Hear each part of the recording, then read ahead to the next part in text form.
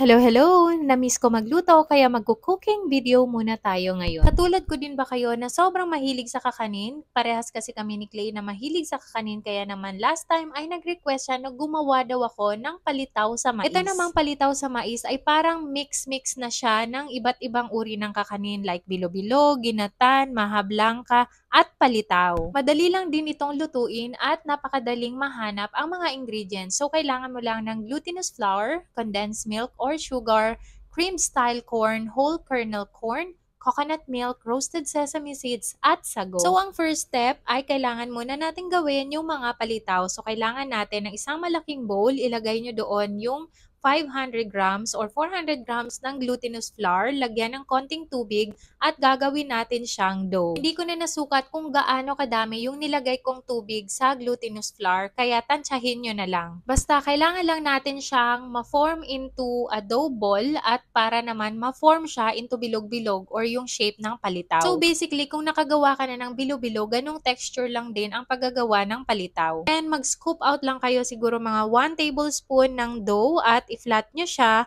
para gawing palitaw. So, habang ginagawa ko yan ay nagpapainit na din ako ng tubig para sa paglulutuan ng palitaw and also isinabay ko na ding lutuin yung sago. Pagluluto naman ng sago ay napakasimple. So, magpakulo ka lang din ng tubig at ilagay mo na din yung sago hanggang sa maluto siya or lumambot. 1/4 to 1/2 cup lang ng sago ang niluto ko and depende sa inyo kung hindi kayo fan, di konti lang din ang lutuin nyo. Wala namang problema. Pwede din namang wag kayong maglagay niyan. Nag-roast din pala ako ng konting sesame seeds, pandagdag flavor at aroma. Pag may roasted sesame seeds kasi ang mga kakanin, nagkakaroon ito ng mabangong aroma at nutty flavor. So, mas masarap. So, ayan na. Pag mainit na yung tubig, ay pwede nyo nang lutuin yung mga palitaw nyo ng paunti-unti. Isa palang tip sa susunod na gagawa kayo or kung itatry nyo ito ay magpainit na kayo ng tubig at habang nagbibilog-bilog kayo, after nyong mabilog ay i-drop nyo na lang din diretso sa tubig. Nang sa ganoon ay makakatipid kayo sa oras. And also makakatipid din kayo sa hugasin sa mga paglalagyan nyo ng mga nabilog nyo. Nakadalawang beses na nga akong luto nitong palitaw sa mais dahil sobrang nagustuhan nga talaga ni Clay. And kaya pala siya tinawag na palitaw dahil pag lumitaw na siya sa mainit na tubig, ibig sabihin ay luto na siya. Tapos yan ay magpainit na din kayo ng malaking wok o kaya naman ng kasirola na malalim